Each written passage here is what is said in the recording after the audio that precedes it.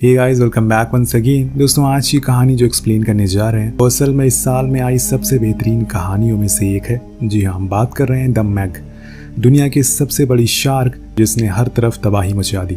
आज से तकरीबन 65 मिलियन साल पहले हमारी धरती से एक मेटियोर टकराने की वजह से डायनासोर की प्रजाति विलुप्त हो गई थी।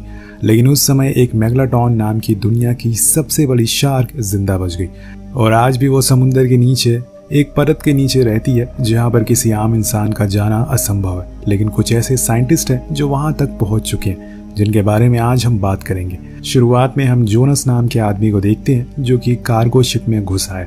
वहां के लोगों की वो फोटो खींच रहा है क्योंकि ये लोग समुद्र में रेडियो एक्टिव मटीरियल फेंक रहे हैं जिससे कि जीवों को अपनी जान गंवानी पड़ सकती है। साथ में इंसानों की जान के लिए भी खतरा है और इसीलिए वो उन सभी की पोल खोलने वाला है। पर तभी वो पकड़ा जाता और सभी क्रू वाले उसे मिलकर बहुत मारते हैं। लेकिन वो उनसे बचकर समुद्र में कूद जाता है। उन्हें यकीन हो गया था कि अब वो जिंदा नहीं बच सकता, पर तभी उसके साथी प्लेन लेकर वहां आते और उसे बचाकर यहाँ से ले जाते और साथ में उसने वो सबूत भी इकट्ठा कर लिए थे जिससे इनका भांडा फूट जाता है। यहाँ से कहानी शिफ्ट होती है चाइना के ओशियन रिसर्च सेंटर पर, जहाँ की एक कंपनी के सीईओ यंग को हम देखते हैं जो कि समुद्र के नीचे उसी परत यानी कि ट्रेंच लेयर को पार करने के लिए एक सूट बना रहा है। और आज उसे कामयाबी भी हाथ लगी है क्योंकि जैसा उसने सोचा था ये उससे कई गुना ज्यादा ताकतवर सूट है। इस कामयाबी के लिए उसी रात एक पार्टी रखी जाती है जिसमें कंपनी के डायरेक्टर यूंग को भी बुलाया जाता है। कुछ अवार्ड देने के लिए वहाँ वो अपने डैड और अपनी बहन को याद करके थोड़ा इमोशनल हो जाता है क्योंकि उन्होंने इस रिसर्च में अपनी जान गंवा दी थी।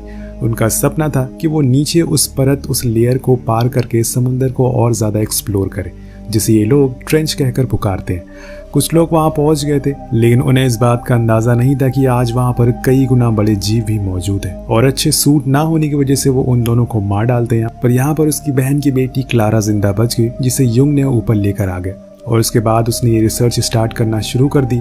वहाँ पर हम जोनस को भी देखते हैं जो इसी कंपनी के लिए काम करता है। वो यंग का काफी अच्छा दोस्त है, इसलिए उसने उसकी बहन की बेटी को गोद ले लिया और वो उसका अच्छे से ख्याल भी रखता है। उस पार्टी में जोनस को एक स्ट्रेंजर दिखाई देता है जो किसी मकसद से यहाँ पर आए, लेकिन वो उस पर गौर नहीं करता और फोटो खिंचवाने लगता है। यहाँ यंग उन सभी को एक मेगलाटॉन शार्क को दिखाता है और इस शार्क को उन्होंने बचपन से पाला है जिसका नाम इन्होंने हाइकी रखा हुआ है और वो मैग इनके नए बनाए हुए पूल में रहती है जो शायद उसके लिए छोटा है, पर अभी तक वो यहाँ पर रह रही है बिना किसी को नुकसान पहुंचाए हुए। इसके बाद यंग सभी को खुद की बनाई हुई कुछ नई सबमरीन दिखाता है जो ट्रेंच में जाने के लिए तैयार है।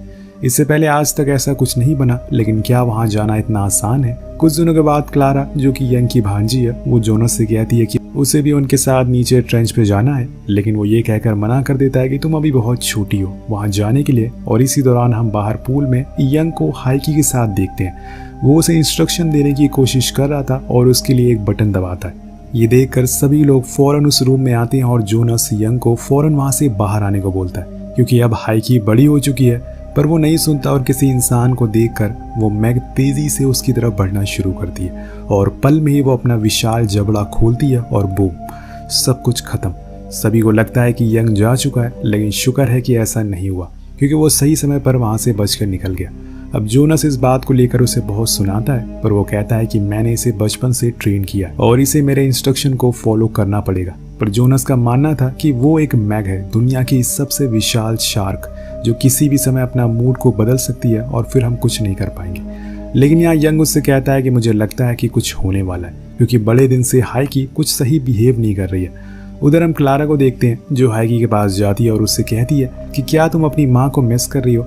असल में हाइकी यहाँ पर बचपन से रह रही है और उसे भी ट्रेन से ही लाया गया था उसके परिवार से छीन कर, और इसीलिए वो अब अपने परिवार को बहुत मिस कर रही है। इसके बाद अब ये लोग अपने मरीन रिसर्च सेंटर पर जाते हैं जो कि समुद्र के बीच में बना हुआ है और यहाँ से इन्हें आज नीचे जाना होगा, कई हजार फीट नीचे। सभी लोग अपनी सबमरीन में बैठ जाते हैं और धीरे धीरे करके नीचे जाना शुरू कर देते हैं। लेकिन वहाँ दूसरी ओर सेंटर में हम देखते हैं कि हाइकी को अब गुस्सा आ चुका है। वो अपनी पूरी ताकत से उस पूल को तोड़ना शुरू कर देती है और उसके लिए ये सब आम था। कुछ ही देर में वो वहाँ से बाहर आकर समुद्र में मिल जाती है, यानी कि वो भाग चुकी है और इस बारे में अभी किसी को पता नहीं है। उधर हम क्लारा को देखते हैं जो छुपके से इन लोगों की सबमरीन में छुप गई थी और फिर कुछ देर बाद वो बाहर आ जाती, जिसे देखकर जोनस बहुत गुस्सा करता है क्योंकि वो नहीं चाहता था कि वो नीचे जाए।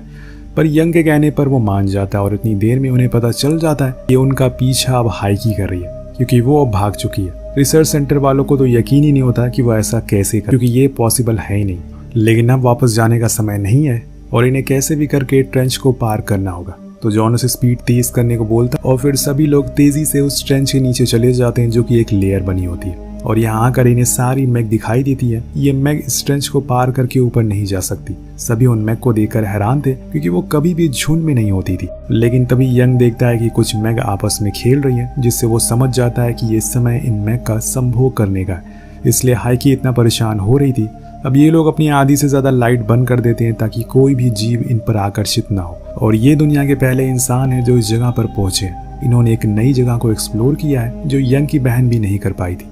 यहाँ पर हर तरफ अजीब अजीब से जीव दिखाई देते हैं, लेकिन कुछ देर बाद इन्हें एक सीक्रेट स्टेशन में मिलता है, जो असल में मॉन्टेस का था। ये वही आदमी था जिसे हमने उस दिन पार्टी में देखा था। और मॉन्टेस असल में यहाँ पर इलीगल माइनिंग कर रहा था। वो यहाँ की सारी कीमती चीजों को ऊपर ले जाकर बेच देता है, जिनकी कीमत बिलियन ऑफ डॉलर में है। और आज भी वो यही कर रहा है। उसके दो लोग एक चट्टान में बॉम्ब लगा रहे होते हैं और उन्होंने यंग की ही कंपनी का बनाया हुआ सूट पहना हुआ है। और यहाँ रिग अपने कंप्यूटर में देखती है और उसे पता चल जाता है कि जरूर नीचे कोई इंसान है। लेकिन इतनी देर में मॉन्टेस भी इन्हें देख लेता है और वो बॉम्ब फटने से एक बहुत ही बड़ा धमाका होता है, जिससे ट्रेंच लेयर पर एक बहुत बड़ा छेद हो जाता है और हर तरफ अफरा तफरी मच जाती है। और मॉन्टेस की सबमरीन भी इस मलबे में नीचे दब जाती है। इधर यंग का कनेक्शन स्टेशन से टूट जाता है, जिसके बाद मैक फौरन एक रेस्क्यू सबमरीन नीचे भेजने को कहता है। लेकिन जैस, जो कि उसकी साथी है, वो उसे बताती है कि सबमरीन का रेगुलेटर किसी ने खराब कर दिया है। अब ऐसा किसी ने जानबूझकर किया या फिर गलती से, ये तो उन्हें नहीं पता। लेकिन अब इनके पास कोई ऑप्शन नहीं है यहाँ से नीचे जाकर उन्हें बचाने के लिए। समुंदर के नीचे रेग जैसे तैसे करके कंप्यूटर को ठीक कर लेती है और फिर स्टेशन पर कॉल लगाती है, जहाँ मैक उसे बताता है कि अब हम लोग नीचे नहीं आ सकते, तुम लोगों को ही कुछ करना होगा, क्योंकि किसी ने हमारी रेस्क्यू सबमरीन को खराब कर दिया है और मुझे पूरा शक है कि ये जानबूझकर किया गया है। अब इनके पास कोई रास्ता नहीं बचता, तो जोनस उसे बताता है कि हम लोगों को अब दूसरे स्टेशन की ओर जाना होगा अपने सूट को पहनकर, क्योंकि यहाँ पर रहने से कोई भी फायदा नहीं है। लेकिन मैक उन्हें बताता है कि तुम्हारे सूट में बस 2 घंटे की ऑक्सीजन है और वहाँ जाने में तकरीबन 3 घंटे लगने वाले हैं। पर वो उन्हें भरोसा दिलाता है कि हम ये कर सकते हैं। इसके बाद सभी लोग एक एक करके उस सूट को पहनकर बाहर निकल जाते हैं। कुछ देर बाद इन्हें यंग और उसकी टीम भी मिल जाती है और ये लोग तेजी से पैदल ही आगे बढ़ना शुरू करते हैं। लेकिन ये जिस जगह पर है वो असल में 25,000 फीट नीचे है, जहाँ पर समुंदर की आखिरी परत है और इसके नीचे अब धरती का कोर है। और तभी इनका सामना हो जाता है एक अजीब से जीव से, जो दिखने में किसी छिपकली की तरह होती है। ये पानी और जमीन दोनों पर चल सकती है। वो आकर इनके एक साथी को अपने साथ ले जाती है। इस जीव की रफ्तार भी बहुत तेज होती है और ये देखकर सभी लोग डर जाते हैं, क्योंकि अभी इन्हें 1 घंटा लगने वाला है और ऐसे में क्या ये खुद को सेफ रख पाएंगे।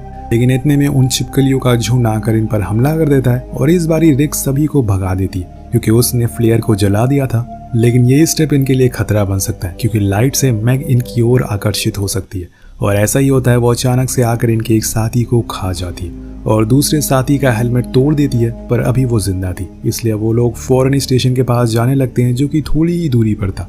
लेकिन वो मैग अभी भी इनके पीछे थी। दूसरी तरफ हम मॉन्टोस को देखते हैं, जिसने अपने कम्युनिकेशन डिवाइस को ठीक कर लिया है और वो हिलरी को कॉल करता है, जो असल में चाइना रिसर्च सेंटर में यंग की पार्टनर है। उसने यंग को धोखा देकर मॉन्टोस को वहां उस जगह पर भेजा है, लेकिन अभी इस बारे में किसी को पता नहीं है।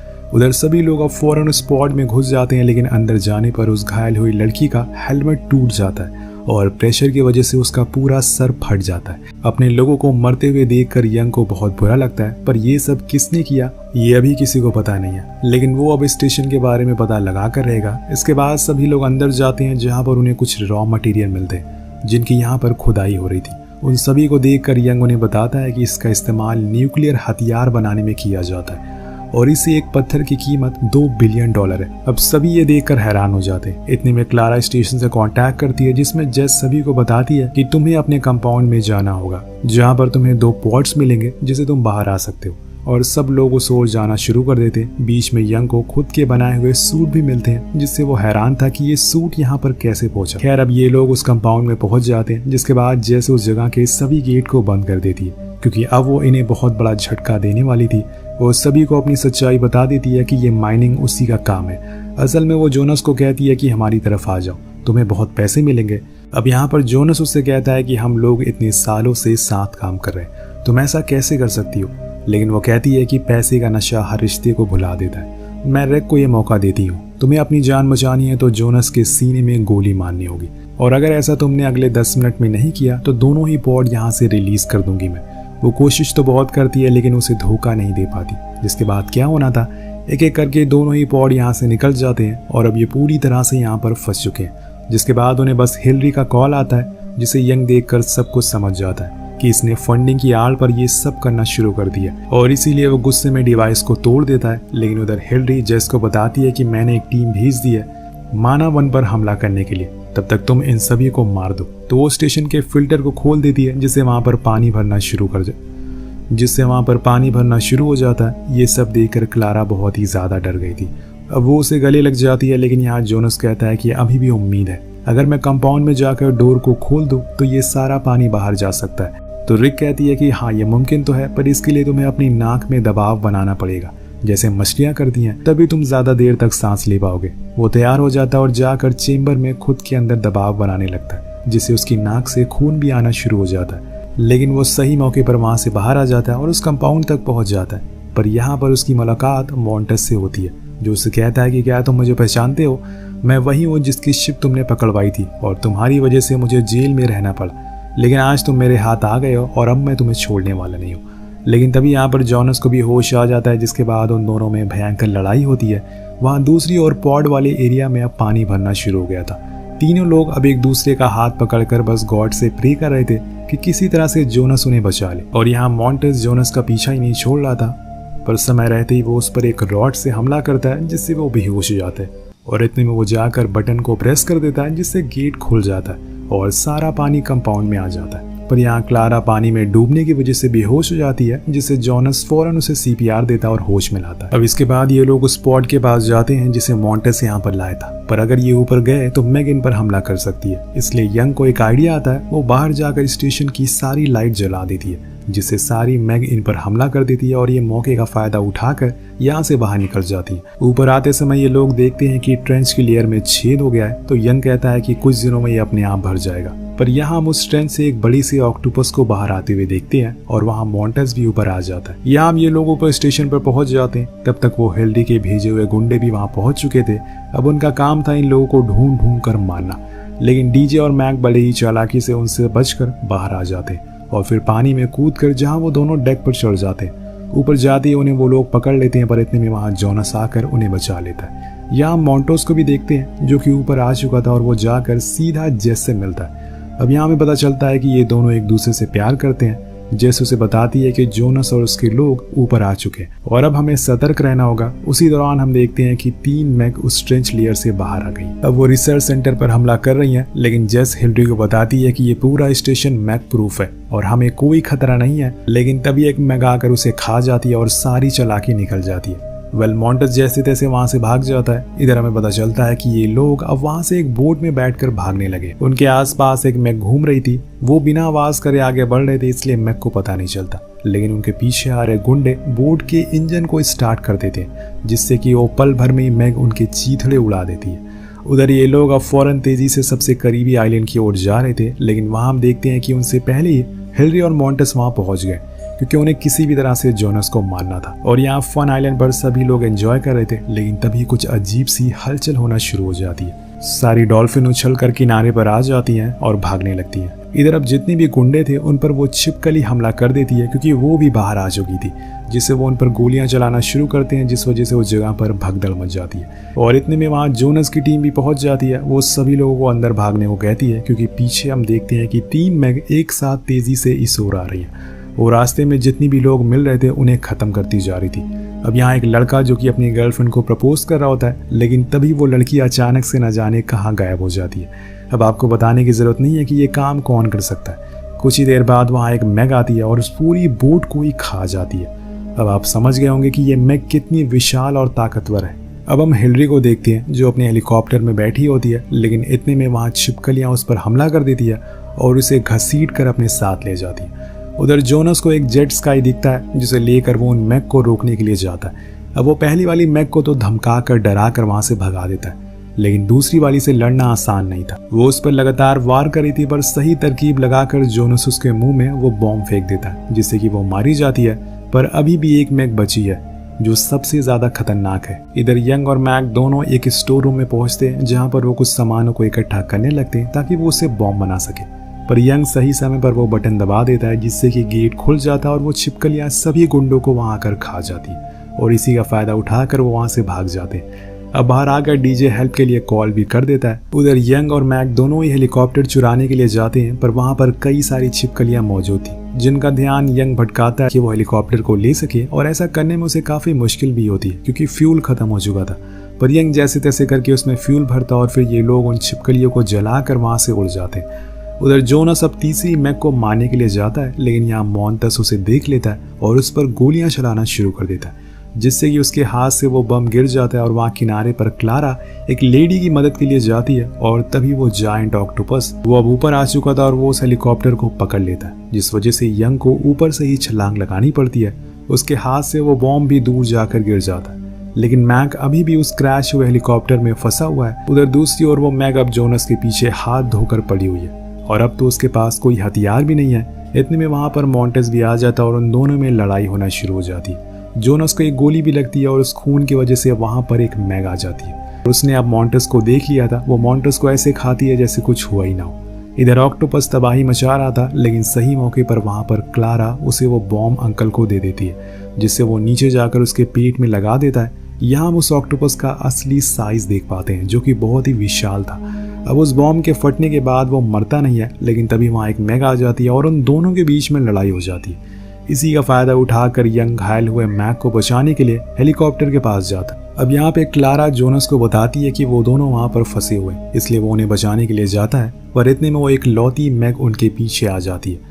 जोनस उसे अपनी ओर बुलाता है और जैसे ही वो उसके पास आती है वो एक लोहे की विंग को उसके आर पार कर देता है जिससे कि वो फाइनली मारी जाती है, जिससे ये तीनों ही बच जाते हैं। अब यहाँ पर ये एक्शन खत्म नहीं होता, लेकिन तभी हम देख पाते हैं कि ये असल में हाइकी होती है जिसे यंग पहचान लेता है और अपनी उसी बटन को प्रेस करके उसे लौट जाने को बोलता है। आखिरी समय पर वो उसे देख लेती है और वहां से चली जाती है, जिससे यंग बहुत ही खुश हो जाता है कि अब वो उसकी बात मान रही है। इसके बाद सभी लोग किनारे पर आते हैं जहाँ पर रैक उन्हें बताती है कि शायद वो प्रेग्नेंट थी, इसलिए वो स्कूल से बाहर जाना चाहती थी, लेकिन यहाँ उसकी बातों को कोई ध्यान नहीं देता और ड्रिंक करने लगते हैं। और इसी के साथ ये कहानी ये खत्म हो जाती है। वेल, आपको कहानी कैसे लगी नीचे कमेंट करके जरूर बताएगा। मिलते हैं अगली वीडियो में। Peace out.